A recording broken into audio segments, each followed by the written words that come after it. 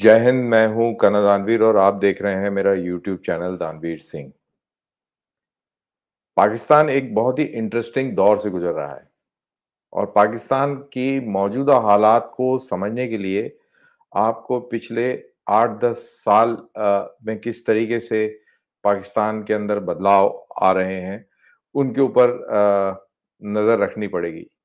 दरअसल ये बदलाव तो बहुत पहले ज़िया-उल हक के टाइम से शुरू हो गए थे, लेकिन पिछले 1 दशक के अंदर बहुत इंटरेस्टिंग डेवलपमेंट्स हुए हैं और ये डेवलपमेंट्स बेसिकली एक इन्होंने कैटलिस्ट का काम किया है और पाकिस्तान की सोसाइटी के अंदर जिस स्पीड से हरकत नज़र आ रही है, अ, उससे कुछ आगे क्रिस्टल गेजिंग करें तो हमको समझ में आ रहा है कि ये कहानी कहाँ जा रही है। मैं 8-10 साल इसलिए कह रहा हूँ क्योंकि ये वो दशक था जिसके अंदर पाकिस्तान ने पूरा जोर लगाया कि अफ़गानिस्तान से अमरीकी अनसेटल्ड हो जाएँ और वो वहाँ से निकल जाएँ। उसमें बिल्कुल कामयाब हो गया।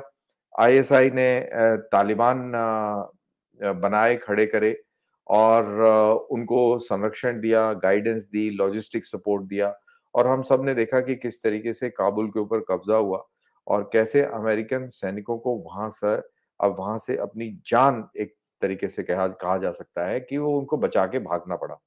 बहुत जश्न मना पाकिस्तान में उसको एक बहुत बड़ी विक्ट्री के तौर पे देखा गया और कई लोगों ने तो उसको 1971 की जंग की हार का बदला उस तरीके से लिया। वो इसलिए भारत अफ़गानिस्तान में बहुत सारे प्रोजेक्ट्स, मेरे ख्याल से 20-21 प्रोजेक्ट्स हैं, जो भारत वहाँ पे चला रहा था और ये उनके अ, उ उनको एक नासूर की तरह चुभता था पाकिस्तानियों को। तो वो इस बात से बड़े खुश थे कि अब तालिबानी आ गए हैं, ये हमारी कठपुतलियाँ हैं और अब हम जैसा बोलेंगे वैसा होगा और हिंदुस्तान अब यहाँ से निकल गया। उनको इस चीज़ से बहुत तकलीफ है कि इंडियन फुटप्रिंट अफ़गानिस्तान में बना हुआ है और आज भी बना हुआ है। इससे तो और भी ज़्यादा तकलीफ होती है क्योंकि इन्हीं के ही जो कठपुतलियाँ थी उन्होंने इनको लात मार के वहाँ से बाहर खड़ा कर दिया।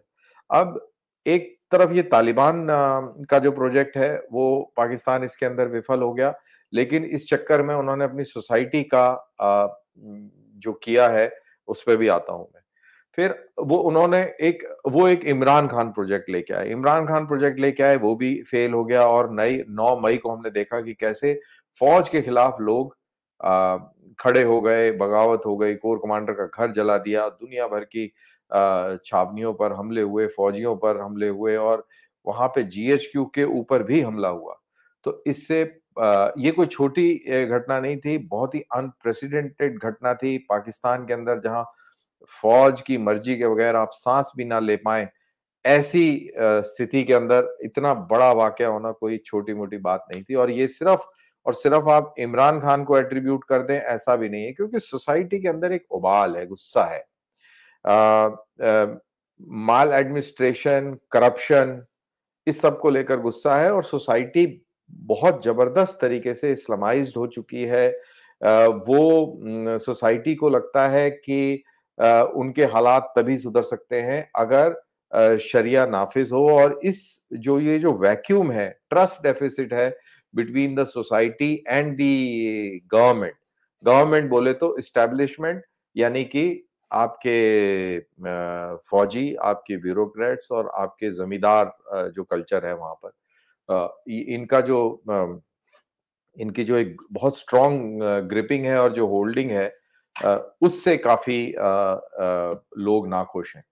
और इसका फ़ायदा तहरीक-ए-तालिबान पाकिस्तान ने उठाया हुआ है और बहुत बड़ा चैलेंज पेश किया है और वहाँ पे बलूचिस्तान के अंदर माजिद ब्रिगेड भी अब बहुत ही कोऑर्डिनेटेड और बहुत ही हाई-टेक ऑपरेशंस करके पाकिस्तान आर्मी को और उनके जो चाइनीज़ बैकर्स हैं, उनके खिलाफ ज़बरदस्त वहाँ पे जंग छिड़ी हुई है और मैं अभी वीडियो बना रहा हूँ तो खबर में शायद ये भी आ रहा है, नॉट शायद, खबर में आ रहा है कि खैबर पख्तूनख्वा के अंदर 6 पाकिस्तानी फौजी इंक्लूडिंग अ मेजर उनको उनको मार दिया गया है, दे हैव बीन किल्ड। तो ये परिस्थितियाँ हैं। अभी 2-3 दिन पहले वहाँ पे मंजूर पश्तीन और अली वज़ीर और एक मज़ारी साहिबा हैं, उन्होंने एक इज्तिमा को से खिताब किया और वहाँ पर पाकिस्तानी फौजियों को उल्टा-सीधा बोला और बेसिकली हकीकी आईना दिखाया जिसमें उनको सबसे बड़ा आतंकवादी करार दिया गया। तो उसके बाद में इन सबको गिरफ्तार कर लिया गया है, मज़ारी साहिबा को गिरफ्तार कर लिया गया है, शाहिद अली वज़ीर को भी कर दिया। I don't know what about Pashteen, but ये सारी कार्रवाई हो चुकी है वहाँ पर और साथ के साथ हम देखते हैं कि क्रिश्चियन चर्चेज़ पे हमले हो रहे हैं। एक आपको याद होगा कि एक श्रीलंकाई मैनेजर था, उसको भी बड़ी बेरहमी से इन लोगों ने उसको खत्म कर दिया था, जिंदा जला दिया था इनफैक्ट।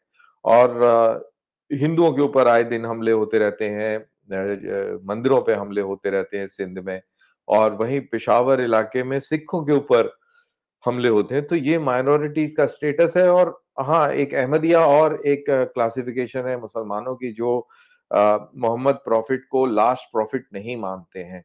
तो उनको गैर मुस्लिम करार दिया गया है। शियाओं से बहुत नफरत है पाकिस्तान के सुन्नी मुसलमानों को जो अक्सरियत में है, तो उनको भी गैर मुस्लिम तरीके से देखते हैं।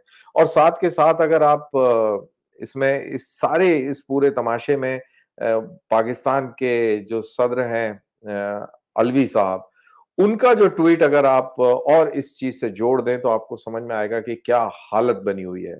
वहां पर ऑफिशियल सीक्रेट एक्ट के तहत शाह महमूद कुरैशी को गिरफ्तार कर लिया गया।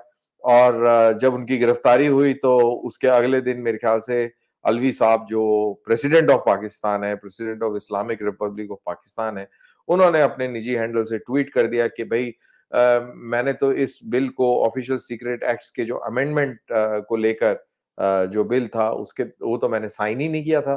तो मेरे जो अहलकार हैं, जो मेरे जो जो मेरे जो मेरा जो स्टाफ है उसने शायद कुछ गड़बड़ करी है। शायद उन्होंने मेरे जो हस्ताक्षर हैं उनको जाली हस्ताक्षर करके और ये पूरी कार्रवाई करी। तो अब आप इन सारी चीजों को जोड़िए कि प्रेसिडेंट ऑफ पाकिस्तान की ये भाषा बोलना, यानी कि वो भी किसी की गिरफ्त में है, जकड़ा हुआ है और वो घुटन महसूस कर रहा है। वो बात और है कि वो पीटीआई का एक बहुत जबरदस्त मतलब नुमाइंदा है और वो पॉलिटिक्स के अबव बोर्ड नहीं है, वो भी है, लेकिन एट द सेम टाइम एक ऑफिशियल पोजीशन इख्तियार करते हैं वो पे बैठे हुए हैं। और इस तरीके की बात करना ये बहुत सीरियस एलिगेशन है ऑन द पाकिस्तानी सिस्टम।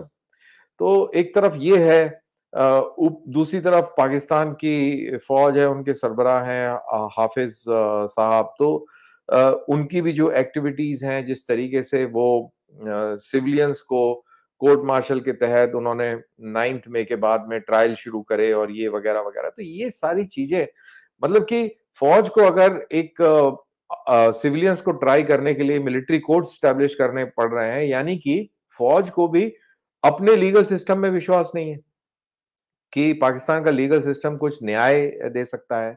जब प्रेसिडेंट बोलता है कि मैंने तो साइन ही नहीं करे और किसी ने जाली दस्तखत करके और ये वापस भेज दिया और ये लॉ बन गया, तो यानी कि there is so much of trust deficit within the institutions amongst themselves.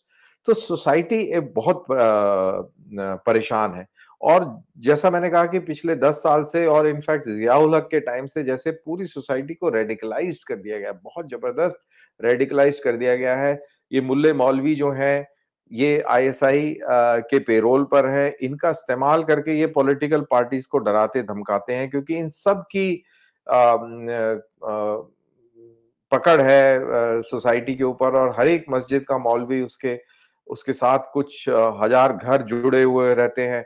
और वो एक एक कॉल पर वो काफी हजारों को मोबिलाइज करके और कर सकता है वो हिसाब किताब, जैसा कि हमें पाकिस्तान में अक्सर देखने को मिलता है। और पाकिस्तान में ही, हिंदुस्तान के अंदर भी जो मौलवी पावर है वो काफी स्ट्रांग है, बट इंडिया के अंदर सिस्टम अलग है। जो लॉ एंड ऑर्डर है वो बहुत जबरदस्त है, स्ट्रांग है, और हिंदू मेजोरिटी कंट्री है, तो यहाँ पर इस तरीके की मनमानी और वो कहानी नहीं चल पाती है। वो बात और है कि पॉलिटिकल कंपल्शंस और मैट्रिक्स के हिसाब से कई बारी इन लोगों को अलाउ कर दिया जाता है अपनी मनमानी करने के लिए, बट वो इतने सक्सेसफुल नहीं होते हैं, बैलेंस हो जाता है कहीं न कहीं। लेकिन पाकिस्तान में ऐसा कतई नहीं है, इकोनॉमी का बुरा हाल है, खाने के लाले पड़े हुए हैं, करप्शन और चोरी बहुत हाई लेवल पर चली हुई है, कर्ज के बोझ में ये मुल्क दबा हुआ है, तो वहाँ का जो अवाम है, वो रडरलेस हो गया है। वहाँ के जो नेता हैं वो द लीडर्स जो हैं वो जेन्युइन लीडर्स नहीं हैं आवाम के, और आवाम अपने आप को नेग्लेक्टेड महसूस करती है, और जब आदमी ऐसी स्थिति में होता है तो क्या करता है वो ऊपर वाले का आसरा लेता है, और ऐसा ही उन्होंने किया है। और इस डेफिशिएंसी को, इस डेफिसिट एनवायरनमेंट में जो एडवांटेज लिया है वो मुल्ला मौलवियों ने लिया है, और उधर तहरीक-ए-तालिबान पाकिस्तान ले रहा है। तो अब ये जो मैंने पूरी इतनी कहानी सुनाई है, इसका लबो-लबाब ये है कि आने वाले समय में, और मैं कई समय से ये कह रहा हूँ, और एवरी डे जो पाकिस्तान के अंदर घटनाएँ हो रही हैं, ये इस बात को और स्ट्रॉन्ग कर देती हैं जब मैं ये कहता हूँ कि आने वाले समय के अंदर पाकिस्तान के अंदर सिविल वॉर होगा, और तालिबानी सरकार बनेगी वहाँ पर। देयर विल बी ए मुल्ला रूल। क्योंकि देखिए, रास्ता जिस तरफ का पकड़ा हुआ है, डेस्टिनेशन भी उसी रास्ते पे मिलेगा। अगर आप दिल्ली से बॉम्बे के रास्ते पे, तो बॉम्बे जाएँगे, कलकत्ता थोड़ी चले जाएँगे।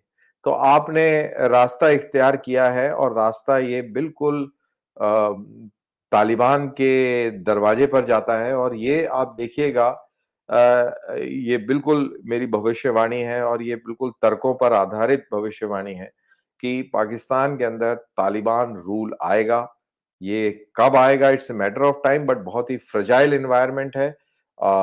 ये कभी भी एक इस सोसाइटी में विस्फोट हो सकता है, और फिर आप देखिए कैसे ये पूरा पस मंज़र जो है बदली होता है। त और मंज़ूर पश्तीन की बात इसमें ज़रूर याद रखिएगा। वो पाकिस्तानी फ़ौज को उसने न ये कहा, उसने 71 याद दिलाया, और उसने कहा कि बंगालियों ने तो आपका यही काम किया था, जो हुआ, लेकिन हम आपकी खाल खींच लेंगे, वगैरह-वगैरह, कुछ इस तरीके की शब्दों का इस्तेमाल किया। तो it's a very strong warning, और ये वार्निंग सीरियस है। पठान जब वार्निंग देते हैं तो ये बहुत सीरियस है, और हिस्ट्री में जाके देखिए, जितना भी एग्रेशन आया है इंडिया में, मैं जब इंडिया बोलता हूँ तो पाकिस्तान की ये जो आर्टिफिशियल स्टेट है, इसको मैं जोड़ के इंडिया बोलता हूँ।